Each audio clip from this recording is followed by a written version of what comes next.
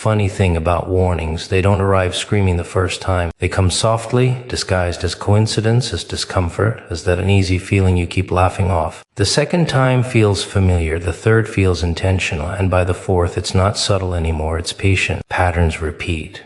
Doors close the same way. The same lesson wears different faces, and you still call it bad luck. But warnings aren't punishments, they're pauses, moments where you're supposed to stop pretending you don't see what's happening. Because when the same message keeps returning, it's not trying to scare you, it's trying to save you. From yourself, warnings escalate when ignored, because subtlety only works on people who pay attention. The first sign is always quiet, almost polite, like a knock you pretend you didn't hear, a feeling in your chest, a hesitation before a decision, a moment where something feels off, but not dangerous enough to stop you. You brush it aside because it doesn't interrupt your plans. You tell yourself you're overthinking. That's how the warning tests you, not with fear but with awareness. When it's ignored, it returns wearing repetition. Same situation, different face. Same discomfort, new excuse. You start noticing patterns, but you explain them away as coincidence. Because coincidence feels less demanding than responsibility. The second warning isn't louder, it's clearer. It asks you to connect dots you've been avoiding. Most people don't. They wait for drama, for something undeniable, because they believe truth has to hurt before it counts. So the warning sharpens. The third time it arrives, it disrupts the thing you care about. A loss, a delay, a conflict that mirrors the same lesson you refuse to learn quietly. Now it's not just a whisper, it's a pause. Life slows you down without asking permission. And still, some people don't listen. They blame circumstances, they blame others. They say timing is cruel, fate is unfair, anything except. Admitting the message has been consistent all along. Escalation doesn't mean anger, it means clarity. Each ignored warning removes another layer of softness. The message stays the same, but the delivery changes. What once came as intuition now arrives as consequence.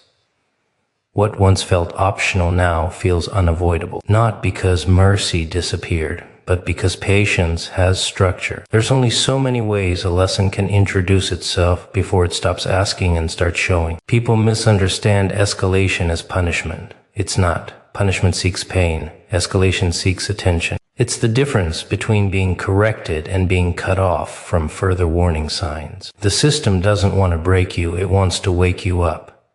But waking someone who pretends to be asleep takes effort. The volume goes up when the listener refuses to hear. The danger of ignoring early warnings is that you train yourself to tolerate misalignment. You normalize discomfort. You start trusting familiarity over truth. The warning escalates because your tolerance has grown thicker than your awareness. What once would have stopped you now barely slows you down. So the message has to arrive stronger to reach you through the noise you've built around yourself. By the fourth time, escalation isn't dramatic, it's surgical. Something ends cleanly. A door shuts without explanation. An opportunity dissolves. A relationship collapses in a way that feels final. There's no confusion anymore. Just impact. The warning no longer asks for reflection, it enforces it. Not out of cruelty, but because reflection was postponed too long. Escalation also exposes pride. People believe they know better than the signs in front of them. They trust their desire more than direction. They think persistence will overpower misalignment. So escalation humbles without humiliation. It removes the illusion of control by showing you how predictable ignoring truth actually is. Warnings don't escalate randomly. Escalate proportionally to resistance. The more you justify, the more force is required to interrupt the pattern. Silence becomes loss. Hesitation becomes consequence. Intuition becomes reality. And by then, the message is impossible to misunderstand. Even if it's still difficult to accept, there's something uncomfortable about realizing the fourth warning didn't come suddenly. It was built slowly, patiently, through moments you dismissed. That realization stings because it removes the victim narrative. It shows you where choice existed and where it was avoided. Escalation doesn't remove choice. It exposes how many times it was ignored. The truth is, Escalation is a mercy with boundaries. It refuses to enable self-destruction indefinitely. It interrupts paths that would cost you more later. It trades small discomfort for larger protection. But it only works if you're willing to see the pattern instead of resenting the pressure. Warnings escalate because awareness didn't, because attention was misplaced, because comfort was chosen over correction. Each level exists to prevent the next. Each message is an invitation to adjust before adjustment becomes forced. And the fourth warning isn't louder because it's angry, it's louder because there's nothing left to whisper through, nothing left to soften, nothing left to repeat. Accept the truth you were always meant to notice. Your repeated patterns are deliberate signals, not accidents, not bad luck, not the universe running out of ideas. When the same situation keeps showing up wearing different faces, it's not confused, it's precise. It's checking whether you're paying attention or just reacting on autopilot. You call it coincidence because coincidence feels harmless, but patterns carry intent. They repeat because something inside you hasn't changed yet, and life has a strange habit of circling back until it gets acknowledged. The first time a pattern appears, it feels personal. Someone betrays you. An opportunity collapses. A choice backfires. You feel unlucky, wronged, misunderstood. The second time, it feels familiar. You notice the similarities but still tell yourself this one is different person, different timing, different excuse. That's how the signal tests your honesty. Are you actually observing, or are you just hoping the outcome changes without you doing anything differently? Patterns don't shout. They show. They recreate the same emotional response over and over until you recognize the common denominator. And that part makes people uncomfortable, because the common denominator is rarely external. Same disappointment, same type of person, same mistake, same ending. You start asking why this keeps happening to you, but the better question is why you keep walking into the same setup with new expectations. Deliberate signals are subtle because they respect free will. They don't force you to change, they invite you to notice. The repetition is the invitation. The discomfort is the underlying. And every time you ignore it, the signal doesn't disappear. It refines itself. It becomes harder to dismiss. The pattern tightens. The lesson sharpens. People like to believe growth is about adding things. New relationships, new opportunities, new environments. But patterns repeat even when everything changes on the surface, because the signal isn't about where you are, it's about how you respond. You can move cities, switch careers, meet new people, and still end up in the same emotional position if the internal script stays the same. Repeated patterns expose unconscious choices, the kind you don't think you're making because they feel automatic, who you trust too quickly. What behavior you excuse, where you stay silent, where you overextend, where you settle. Patterns reveal the habits that live beneath intention. They show you what you prioritize without realizing it. There's a reason patterns feel exhausting. It's not because they're unfair, it's because they're persistent. They don't allow denial to stay comfortable forever. Each repetition adds weight.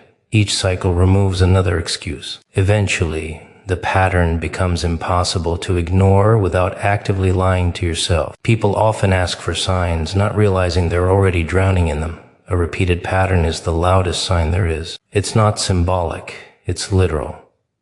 Same message, same outcome, different context. And still, people wait for something dramatic, something catastrophic, something undeniable, because acknowledging a pattern means admitting responsibility for change. Patterns don't judge. They don't punish. They present evidence. They lay out data points and wait for interpretation. You can either see them as proof that life is against you, or proof that life is trying to redirect you. The difference isn't in the pattern, it's in your willingness to stop defending familiarity. Familiar patterns feel safer than unknown solutions. Even painful cycles provide predictability. You know how they end. You know how to recover. You know what to expect. Breaking a pattern means stepping into uncertainty without a script. That's why people stay trapped. Not because they don't see the signal, but because responding to it would require them to become someone they haven't practiced being yet. Repeated patterns are deliberate because learning is deliberate. If one warning didn't land, it repeats. If repetition didn't work, intensity increases. Not out of cruelty, but efficiency. The signal adjusts to your level of awareness. The more you ignore, the clearer it becomes. The clearer it becomes, the harder it is to pretend you don't know what's happening. There's a moment when a pattern stops feeling external and starts feeling internal. That's the turning point. That's when blame loses its grip and curiosity replaces defensiveness. You stop asking why this keeps happening and start asking what it's trying to teach you. That question changes everything. Patterns don't stop because you're tired of them. They stop when you respond differently. Not when you complain louder, not when you hope harder, but when you interrupt the script. A new boundary. A new reaction. A new decision that feels uncomfortable because it's unfamiliar. That's when the signal has done its job. Until then, the pattern remains patient. It doesn't rush. It doesn't give up. It waits for recognition because the goal was never to trap you. The goal was to wake you up to something you keep stepping over, something you keep explaining away, something that keeps returning not to haunt you, but to point directly at what you've been avoiding seeing all along. Silence can be louder than disaster, because disaster at least announces itself. It crashes in, breaks things, demands attention, gives you something obvious to react to. Silence doesn't do that. Silence waits. It stands still while you keep moving, pretending nothing is wrong. And that's why it's dangerous. Because when nothing is happening, people assume nothing is required of them. They relax their awareness. They stop listening. They convince themselves that calm means safety. Silence is not empty. It's loaded. It's what happens when warnings have already been sent and are now being withdrawn. Conversations stop. Opportunities pause. Doors don't slam. They simply don't open. You reach out and get no response. You expect resistance and get nothing. And that nothing starts echoing, louder than shouting, louder than chaos, because it leaves you alone with your thoughts. Instead of distracting you with damage, disaster gives people excuses. Something went wrong, something broke, something obvious happened. Silence removes excuses. There's no clear enemy, no visible conflict, no dramatic reason to panic. Just absence. And absence forces reflection. That's why people fear it more than disaster, even if they don't admit it. Silence asks questions you can't answer quickly. When silence arrives after repeated signals, it's deliberate. It's not neglect, it's restraint. Action has been paused to see what you'll do without pressure. Will you notice the stillness? Will you examine what stopped moving? Will you question why everything feels suspended? Or will you rush to fill the quiet with noise, distractions, excuses, anything to avoid sitting with the message? Silence exposes attachment. You realize how much you relied on constant feedback, reassurance, reaction. When that disappears, anxiety spikes. You replay past moments looking for meaning. You overthink. You doubt. Silence turns the volume up inside your head. And that internal noise is often louder than any external disaster. People say they want peace, but silence tests whether they can handle it. Peace without clarity feels unsettling. Silence without answers feels threatening. That's because silence removes control. You can't argue with it. You can't negotiate. You can't manipulate it. You either listen or you don't. And listening means facing the parts of yourself that disasters usually distract you from. Silence is often the final warning before consequence. Not because something bad is coming immediately, but because space has been created for choice. The system steps back. It stops intervening. It lets you move freely. And that freedom is heavy. Because now, whatever happens next is on you. No interference, no correction, just response. Disaster forces reaction. Silence invites responsibility. That's why silence feels heavier. In disaster, you react instinctively. In silence, you have to decide consciously. You have to notice patterns. You have to recognize what's missing and why. You have to confront the possibility that the absence is intentional. Silence also reveals priorities. What do you chase when nothing chases you? What do you fix when nothing is broken? Who do you reach for when no one calls? Silence strips away urgency and leaves intention exposed. It shows you whether you're driven by awareness or addiction to movement. There's a reason silence often follows repeated mistakes. Not because forgiveness ran out, but because intervention did. You were corrected, you were warned, you were redirected, and you kept moving the same way. Silence arrives to see if you'll stop on your own. It's not abandonment, it's observation. People often mistake silence for peace and keep walking. That's when it becomes louder than disaster, because disaster would have stopped them. Silence lets them continue thinking everything is fine until they are far enough down the wrong path that turning back costs more. That's the cruelty of misreading silence. Silence also tests faith. Not belief in outcomes, but belief in awareness. Can you trust what you sense without confirmation? Can you recognize a pause as a message instead of a gap? Can you stay still long enough to hear what isn't being said? When silence surrounds you, it's not the absence of sound, it's the presence of expectation. Something is being withheld, not to punish, but to observe your next move. Silence watches behavior without interference. It lets truth surface naturally. Disaster demands attention immediately. Silence waits for maturity. It doesn't chase you. It doesn't force understanding.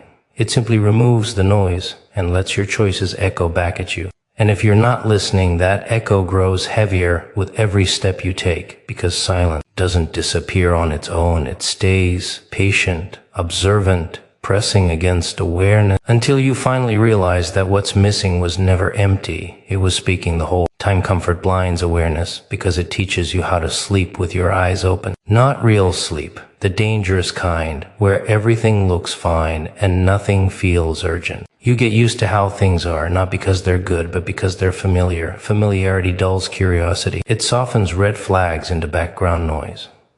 It convinces you that stability is the same as safety, even when something underneath keeps feeling wrong. Comfort doesn't arrive loudly. It settles in quietly, rearranging priorities without asking permission. You stop questioning routines. You stop challenging patterns. You stop listening to that inner hesitation because nothing is technically broken. Bills are paid, people are present, life moves. And that movement becomes the excuse. If things are moving, they must be right. That's the lie comfort tells best. Awareness requires friction. It sharpens when something resists you, when something disrupts your expectations.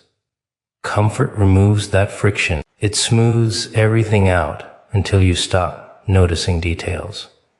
You don't see the slow compromises you're making. You don't notice how often you swallow your instincts. You don't recognize how much of yourself you've muted to keep things easy. People think danger looks dramatic. It doesn't. It looks like routine. It looks like staying where you're tolerated because it's easier than being alone. It looks like repeating the same choices because they don't require courage. Comfort trains you to confuse ease with alignment. And once that confusion settles in, awareness starts fading. When you're comfortable, questions feel inconvenient. Why change something that isn't hurting badly enough? Why disrupt peace with uncertainty? Why look closer when surface-level calm is available? So you stop asking, and what you stop asking eventually stops answering. Comfort also makes you overconfident. You assume you'd notice if something was wrong. You assume awareness is automatic, but awareness is a skill, not a default. It requires attention, presence, and a willingness to feel discomfort. Comfort numbs that willingness. It convinces you that intuition can wait. That's how people miss warnings, not because they weren't sent, but because comfort filtered them out. The first warning feels small, easy to ignore. The second feels manageable. The third feels familiar.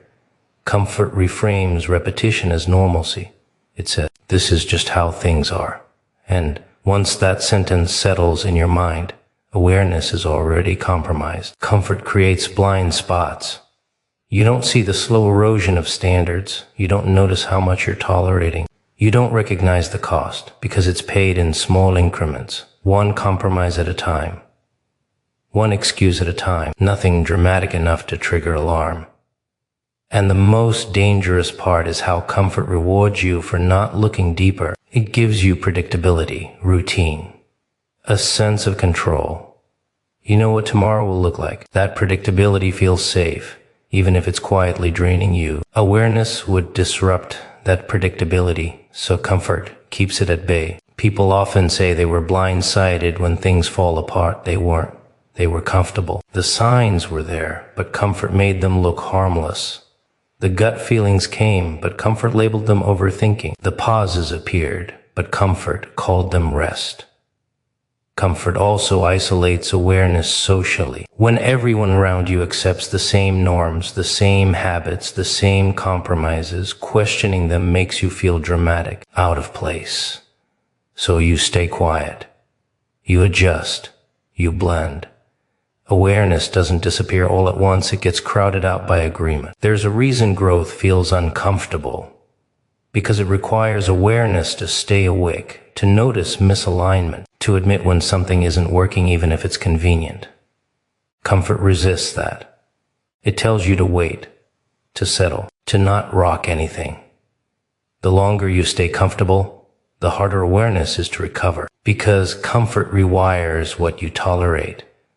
It lowers the volume of intuition. It teaches you how to live with tension without addressing it. And eventually you don't feel the warning until it's loud enough to disrupt comfort itself. That's when people say it came out of nowhere.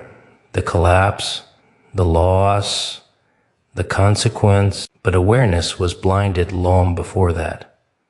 Comfort stood in front of it like a curtain, soft, familiar, convincing. Awareness doesn't thrive in ease, it thrives in honesty, in stillness, in moments where you choose to look closer, even when nothing is forcing you to. Comfort asks you to stay where you are. Awareness asks you to notice what staying is costing you. And every time you choose comfort over awareness, you trade short-term peace for long-term clarity. You delay realization. You postpone adjustment. You let patterns continue because they're not painful enough yet. Comfort doesn't attack you. It sedates you. It keeps you functional but disconnected. Moving but not observing. Surviving but not seeing. And by the time awareness tries to speak again, it has to shout through layers of routine, habit, and acceptance you've built around yourself, waiting for the moment when comfort finally cracks enough for you to realize how much you stopped noticing why everything felt fine. Intuition speaks before consequences because it doesn't need evidence, it only needs honesty. It arrives early, quietly, often at inconvenient moments, before logic can assemble excuses and before desire can dress itself up as reason. That uneasy feeling in your chest, that hesitation before a decision, that sudden clarity you ignore because it disrupts your plans, that's intuition doing its job. It's not dramatic, it doesn't beg. It simply shows up and waits to see if you respect it. Most people dismiss intuition because it doesn't explain itself. It doesn't come with charts, guarantees, or timelines. It just says something is off. And humans don't like off. They like certainty. So they override intuition with logic, with optimism, with hope, with other people's opinions. They tell themselves they're being negative, paranoid, dramatic. They confuse intuition with fear because both feel uncomfortable, even though fear screams and intuition whispers. Intuition always arrives before consequences because it's preventative, not reactive. Consequences clean up messes. Intuition tries to stop them from happening. That's why ignoring it feels harmless at first. Nothing bad happens immediately. Life keeps moving. People stay. Doors remain open. And that delay convinces you that intuition was wrong. It wasn't wrong. It was early. There's a pattern to how intuition gets ignored. First, you feel it. Then you rationalize it. Then you seek validation to override it. You ask people who don't have to live with the outcome. You collect opinions until one supports what you already want to do, and once you act against intuition, it goes quiet. Not gone, quiet. It steps back and lets the lesson continue without interference. People think intuition is loud when it's actually patient. It doesn't chase you. It doesn't argue. It doesn't force. It gives you space to choose. That space is mercy. But mercy has limits. When intuition is ignored long enough, consequences take over the conversation. And consequences don't whisper. Intuition often feels inconvenient because it interrupts comfort. It asks you to walk away when staying feels easier. It asks you to pause when momentum feels exciting. It asks you to say no when attention feels validating. And because it doesn't threaten you, you don't take it seriously. You think real danger would feel scarier. You forget that intuition is calm because it's confident. One of the biggest mistakes people make is waiting for intuition to repeat itself loudly. It doesn't work that way. Intuition gives you the signal once or twice, then it watches. It lets repetition become the teacher. The consequence becomes the echo of the intuition you ignored. That's why hindsight feels cruel. You say you knew it.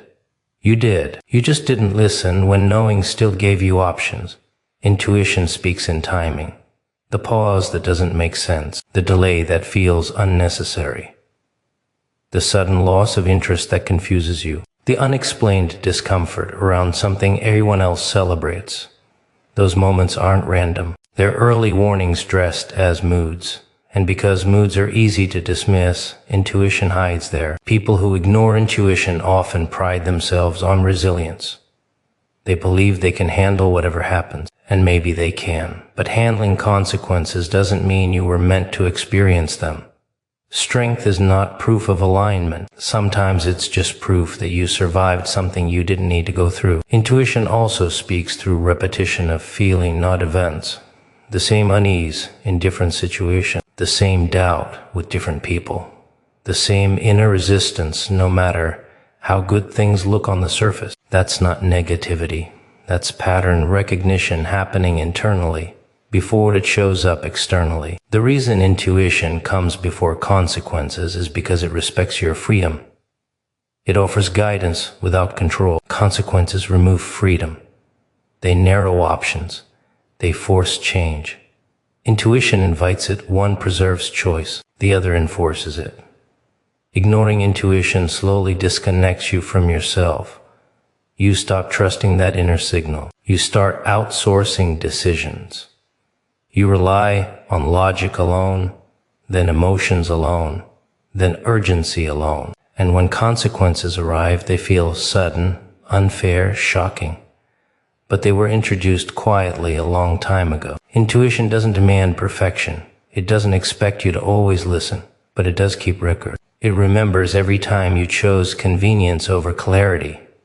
And when the cost shows up, it doesn't say anything. It doesn't say, "I told you so." It lets reality explain what intuition already knew. People who learn to listen early avoid lessons others have to learn the hard way, not because they're lucky, but because they respect the signal before the noise. They understand that intuition is the first line of defense, not the last resort. And every time you ignore it, the volume of life increases. Not to punish you, but to replace what you refuse to hear. Intuition speaks first, because it trusts you to listen. Consequences speak later, because listening was postponed. And once consequences arrive, intuition doesn't disappear.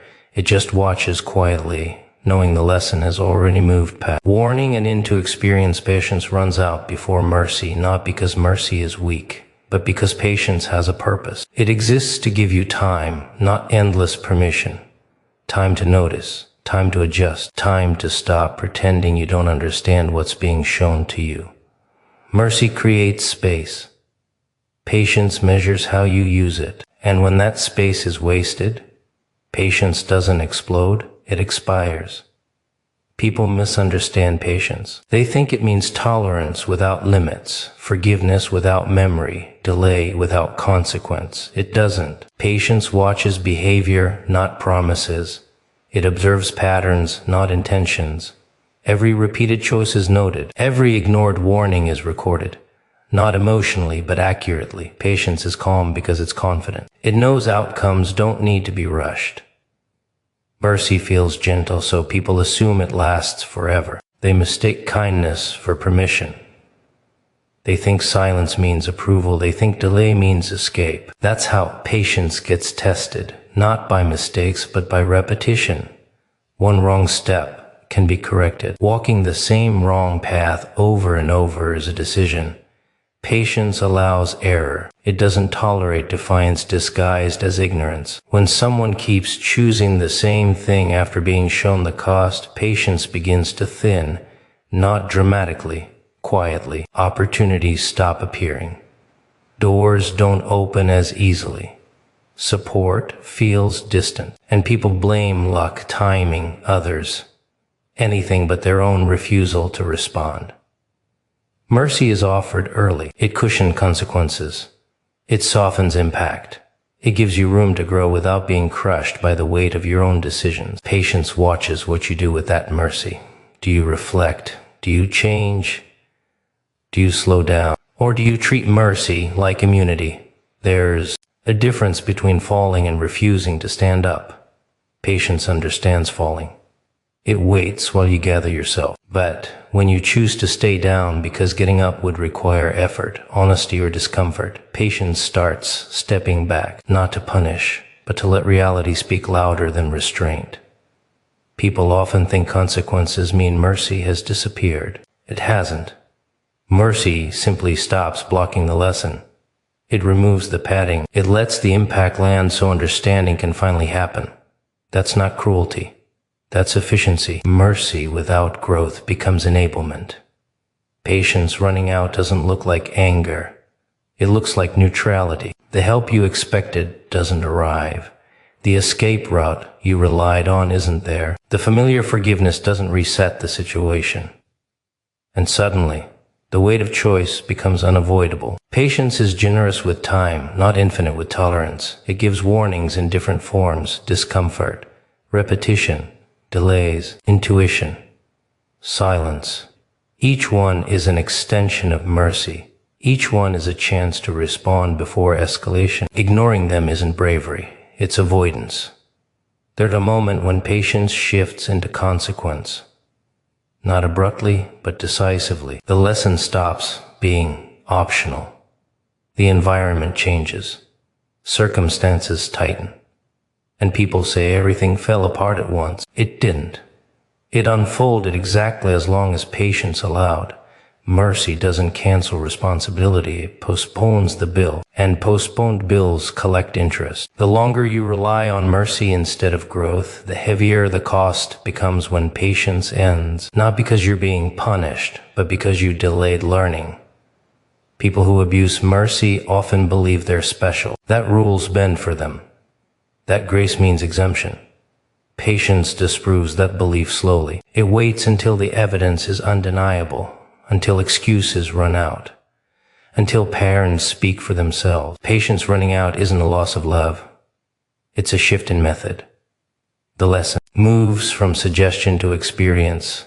Words become events. Warnings become outcomes. And what was once gentle becomes unavoidable. The quietest moment is right before patience ends.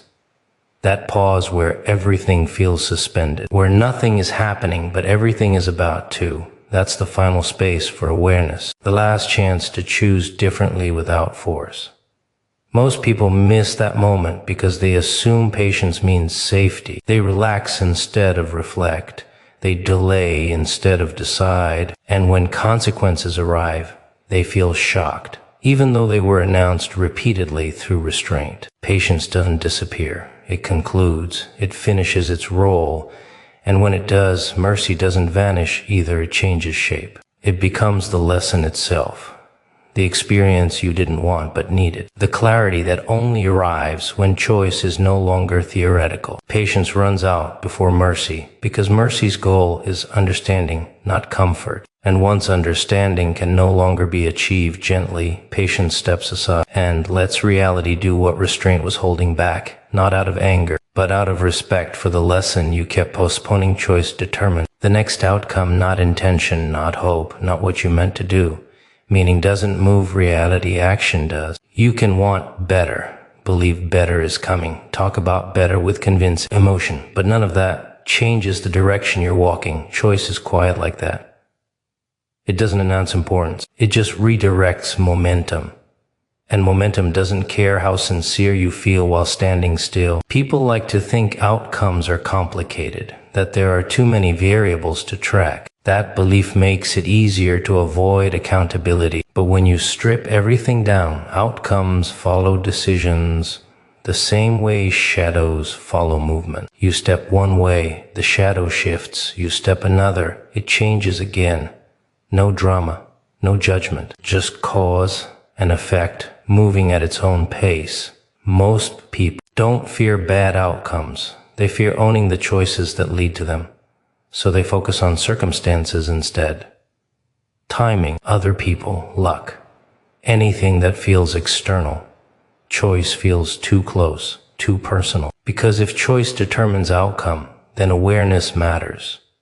And awareness demands responsibility. Every choice you make votes for the future you'll have to live in. Not in one dramatic election, but in small, repetitive ballots. You barely notice who you answer, who you ignore, what you tolerate, what you delay, what you repeat even when you know better. Those choices stack quietly, building. Funny thing about people, they think they can do it all on their own. Oh, they love that idea. That they're in control. That every little thing is up to them. They make their plans, set their goals, map out their futures, like they're playing some perfect little game of chess. Move here, go there, take this, win that. Simple, right? But life doesn't play by their rules, does it? No. People are funny. They spend their whole lives stacking up bricks, building towers, constructing castles in the sky, thinking they've got it all figured out. Oh, they love to plan. Love to pretend they're the architects of their own little universe. Every detail, every step, every decision, it's all theirs, right? They're in charge. They make the rules. And the best part? They actually believe it. They believe that if they work hard enough, think smart enough, move fast enough, they can make it all last. But let me tell you a little secret. Things that look strong, they're usually the first to fall. See, people don't care about foundations. No, that's the boring part. That's the part nobody sees. They'd rather paint the walls, hang the curtains, pick out the fancy little decorations. Foundations, please. Who's got time for that? They want the finished product, the dream house, the success story, the happy ending. So they build and build and build higher, wider, fancier. And for a while, oh, it looks good. It feels good. Everything is working. Everything is fine. But here's where it gets interesting. Because life is a funny little thing. It's not interested in your plans, your timelines, your carefully crafted blueprints. No, life's got its own way of doing things, and sooner or later, it tests what you've built. Maybe it starts small, a little crack here, a little shake there, a bad day, a lost opportunity, a disappointment. But then, then the real fun begins. The wind picks up, the storm rolls in, the pressure starts mounting, and suddenly that beautiful tower, it's not looking so steady anymore. The cracks are getting bigger, the walls are swaying, and before you even realize what's happening, boom, down it goes. And here's the kicker. It's not the wind that destroyed it. Not the rain, not the storm, not even the weight of the world pressing down. No, it was doomed long before any of that. The foundation was weak, rotten, non-existent. And no matter how tall, how grand, how impressive something looks, if the base is faulty, it won't survive. It can't survive. That's just how the game works. But people, they never see it coming. They stand there in the ruins of what they built, shaking their heads, asking, what happened? They blame the circumstances, blame bad luck, blame everything but the one thing they should have been paying attention to from the very start. Because the truth is they never really had control in the first place. They just thought they did. They thought they could outsmart the rules, take shortcuts, skip the hard part. Life doesn't work that way. It never did, it never will. And here's the part that really gets me. After everything falls apart, after the dust settles and the echoes of their own mistakes start sinking in, what do? Oh, they start over. They grab their bricks, their tools, and they build again. Same mistakes, same mindset, same doomed structure, expecting a different result. Now that's funny. Because here's the thing, real strength, it's not about how tall you build, not about how fast you rise, how much you gain, how perfect it all looks from the outside. No. Real strength is about what's underneath it all. The part nobody sees. The part that actually holds it together when everything starts shaking. And if you don't start there, if you don't build on something that you don't move, then it doesn't matter how impressive your little empire is. Because the second the storm comes knocking, well, you already know how that story ends. People like to think they're in control. That's the joke, isn't it? They wake up every morning, straighten their ties, put on their best smiles, and march out the door like little soldiers, convinced that they've got everything under control. Today's gonna go exactly as planned. Oh, they believe it.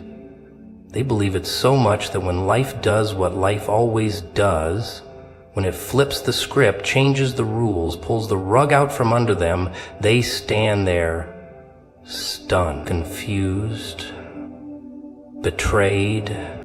Because nobody likes to admit the truth. Nobody wants to see it. But deep down they know. They feel it. That nagging little whisper in the back of their mind, the one that creeps in when things get a little too quiet. When they're lying in bed staring at the ceiling, when the weight of it all starts pressing down, you're not really in control, are you?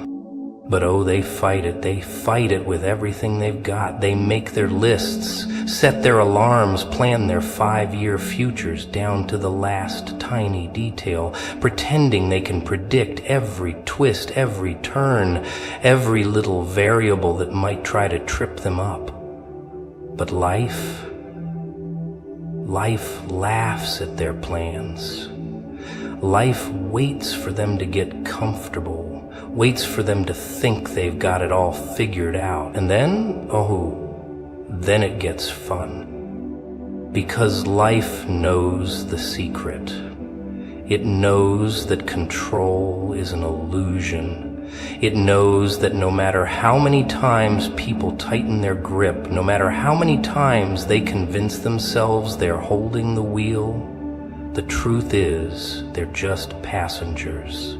They always were.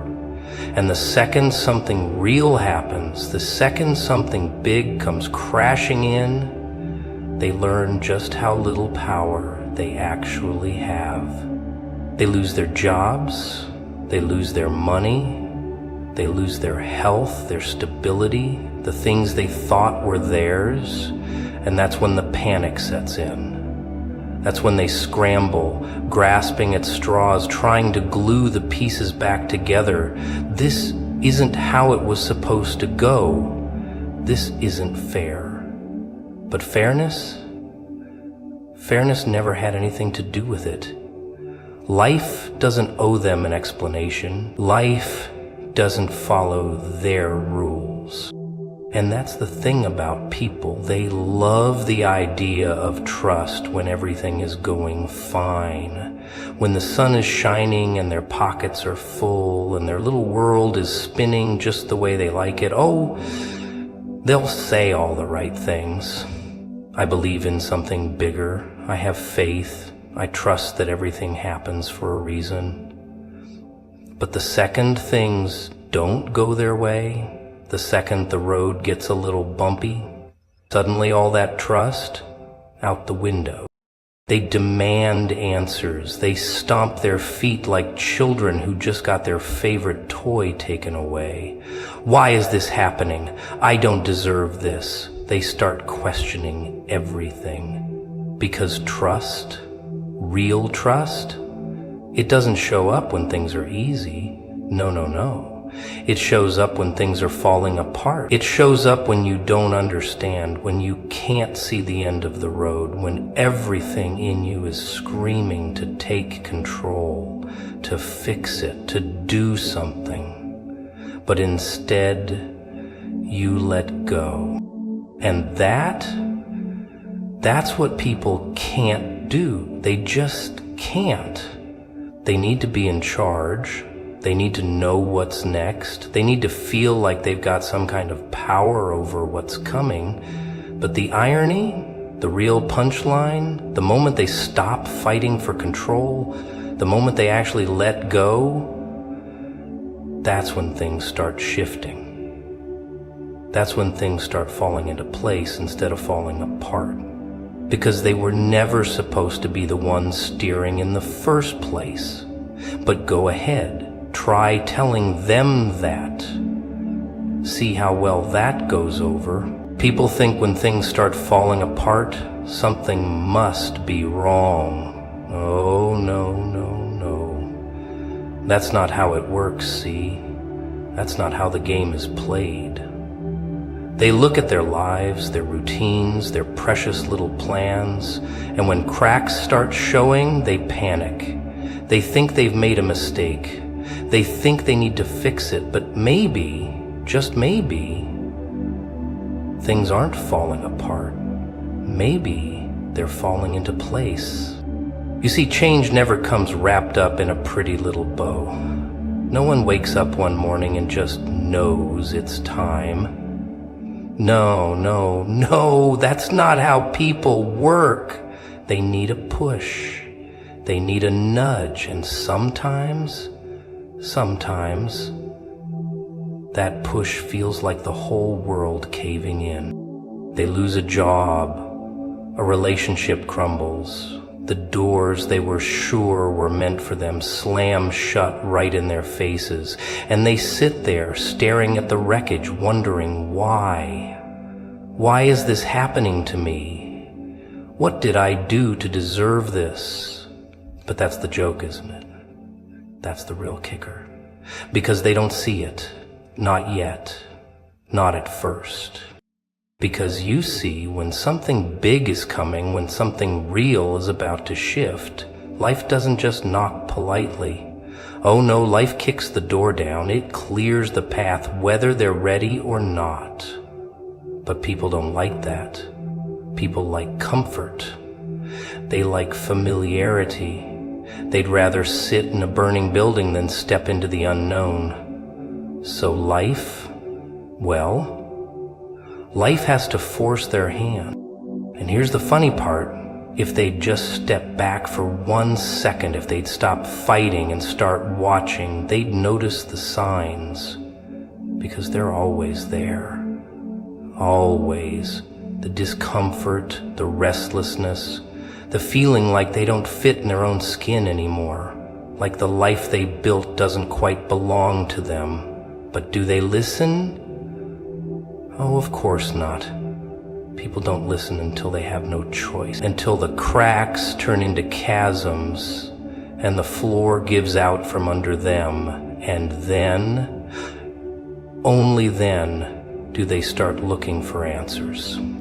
And here's where it gets really good. Because right when they think it's over, when they think everything is ruined, that's when the pieces start clicking into place. The people who walked away, they weren't supposed to stay. That job that ended, it was a cage disguised as an opportunity. That door that shut so hard they swore they'd never recover, it wasn't theirs to begin with. But hindsight's a real comedian. Because people don't see it while it's happening, no. They cry, they beg, they try to force things back to how they were, clinging to the wreckage of a life that isn't even theirs anymore. But here's the secret. Things don't break just to break. They break to rebuild.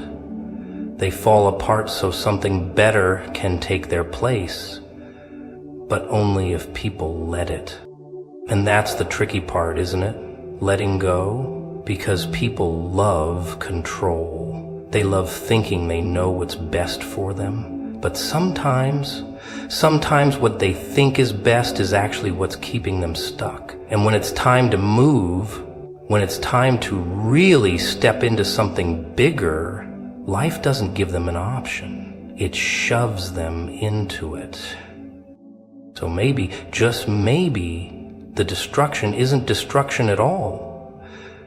Maybe it's a sign. Maybe it's a clearing. Maybe it's the beginning of something so much bigger than they could ever imagine. But hey, go ahead. Try telling them that while they're in the middle of the storm. See how well that goes over. People love the idea of doors opening. Oh, they love it. They talk about it like it's some magical thing, like one day, poof, a golden door appears just for them, just waiting for them to step through. But what they don't understand, what they never understand, is that before the door opens, before they get that big opportunity, before life hands them that golden ticket, there's a process that isn't neat, isn't clean, isn't pretty. No. It's messy, it's brutal, and it hurts. Because before the door opens, before life moves in their favor, life has to make sure they're ready. It has to shake them. It has to strip them of everything they thought they needed. And that's what people don't like. That's when they start questioning everything, because they think it's supposed to feel good. They think blessings are supposed to come wrapped in nice little packages with their names on them. But real blessings, they don't show up that way. No, real blessings come disguised as chaos. One day everything's fine, the next nothing makes sense. The job they thought was secure is suddenly gone. The people they trusted the most, nowhere to be found. The plans they had, the ones they were so sure about, start crumbling right in front of their eyes. And that's when the panic sets in. That's when they start begging. Why is this happening to me? What did I do wrong? But that's the joke. That's the little trick life plays. Because they didn't do anything wrong. They did everything right. See, people think struggle means they're off track. But sometimes struggle is the biggest sign they're exactly where they're supposed to be. Because before they walk through that door, they have to be tested, they have to be prepared, they have to let go of everything that can't come with them. And that's the part that gets them. Because people don't like letting go.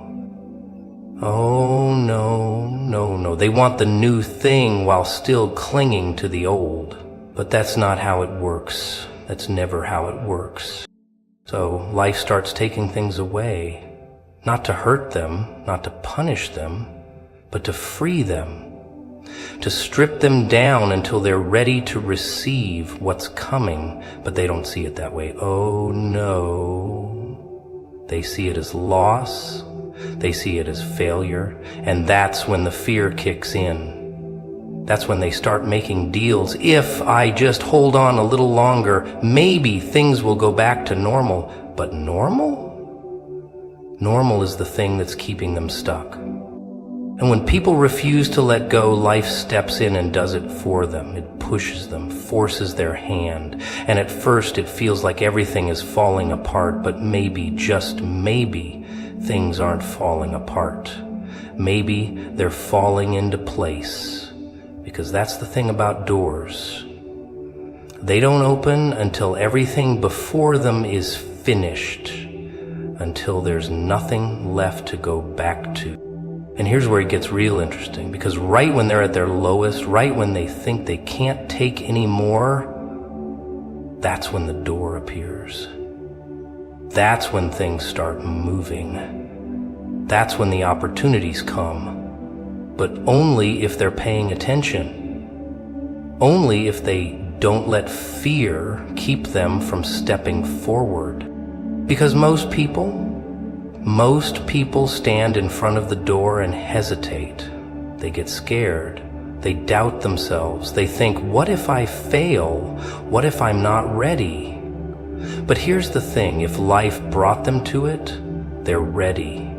If life stripped them down, took things away, made room, then that means the blessing is already theirs.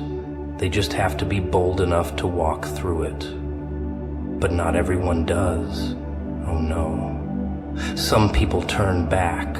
Some people let the fear win. Some people stay right where they are, staring at the open door but never walking through. And that's the real tragedy. Because the door, it won't stay open forever. It's there for this moment, and if they miss it, if they hesitate too long, if they let doubt keep them paralyzed, well, the door closes. And once it closes, it doesn't always open again. People love to talk about faith. Oh, they love it. They wear it like a badge, like some shiny little trinket they can pull out whenever things are going their way. But faith, real faith, that's a whole different story. Because real faith doesn't show up when life is smooth, when things make sense, when every little piece falls perfectly into place. No, no, no. Real faith shows up when everything is crumbling, when nothing makes sense, when you look around and all you see is emptiness. That's when you find out what a person really believes. People like to say they trust the process. They say, oh, I know things are going to work out for me. But the second that process starts pulling them into the unknown, the second things don't go exactly the way they planned, they start panicking. Why is this happening? What did I do wrong? They start scrambling, trying to fix things, trying to control things. Because deep down, they don't actually trust anything outside of their own hand. But the joke, the real joke, is that nothing was ever in their control to begin with. You ever watch someone try to hold on to something that's already slipping away? It's funny, in a sad, tragic sort of way. They grip it tighter, dig their nails in, fight with everything they've got, as if sheer force of will can stop the inevitable. But life doesn't work like that. It doesn't ask for permission. It doesn't wait for them to be ready. When something isn't meant for them anymore, it goes, and they can either let it go willingly or have it ripped away. But either way, it will go. And the harder they fight, the more painful it is. See, people don't understand that when things start falling apart, sometimes it's not a punishment. It's protection. It's a setup for something bigger, something better. But they don't see that, do they? Oh no. They see loss. They see failure. They see rejection. And instead of trusting the shift, instead of embracing the unknown, they resist. They try to put back together what was never meant to stay. And that's when the fear sets in. Oh, fear, that old friend, that voice in the back of their head whispering, what if this is the best it gets? What if you never find something better? What if you end up with nothing? And suddenly they start settling. They start clinging to things that aren't right for them, things that drain them, things that break them. They start begging for doors that are already locked. But here's the secret. The doors that close, they close for a reason. The people who walk away, they walk away for a reason. The opportunities that slip through their fingers, maybe, just maybe, they were never meant to stay. Maybe they were just stepping stones. Maybe they were just there to prepare them for something else. But they'll never know, will they? Not if they keep looking back. And people love to look back. Oh, they love it. They live in their memories, replaying old conversations, regretting choices, wishing they could change things. But the past, it's gone. And all that looking back does is stop them from seeing what's ahead. They stand there, staring at what they lost, never realizing that something better is already on the way. But it won't come until they stop holding on to what's already dead. And that's the part people don't like. The waiting, the uncertainty, the not knowing what comes next. Because people want answers. They want guarantees. They want to see what's coming before they let go of what's already gone. But that's not how faith works. Faith isn't about seeing. Faith is about trusting. Trusting that if something leaves, it was never theirs to begin with. Trusting that if something falls apart, it was never meant to stay. Trusting that whatever comes next is going to be so much greater than anything they've ever known. But not everyone can do that. Not everyone has the patience to wait. Not everyone has the courage to step into the unknown. So they rush. They force things. They try to open doors that were never meant for them. And in doing so, they miss what was actually meant for them. They get so caught up in chasing what's gone that they don't even see the new thing waiting for them. Because the new thing, it never shouts. It never forces itself in. It just waits patiently, silently, until the person it was meant for is ready. Ready to receive it. Ready to recognize it. Ready to let go of everything that was never meant to stay. But the question is, will they ever be ready? Or will they let fear keep them chained to a past that's already forgotten them? People always think they know what's best for them. They have these little plans, these neat little blueprints for how life is supposed to go. Get this job, marry this person, buy this house, have this kind of life. They hold onto these plans so tightly, as if they can bend the universe to their will. But life doesn't follow their plans. Life doesn't care about their expectations. It does what it wants, when it wants, how it wants. And when things start falling apart, when the plan doesn't go the way they thought it would, that's when they start panicking.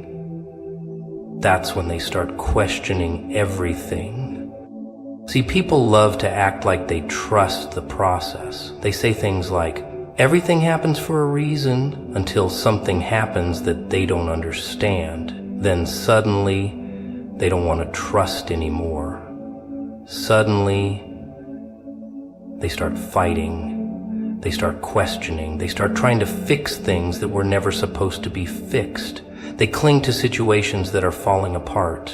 They chase after people who have already left. They try to force doors open that were never meant to be theirs.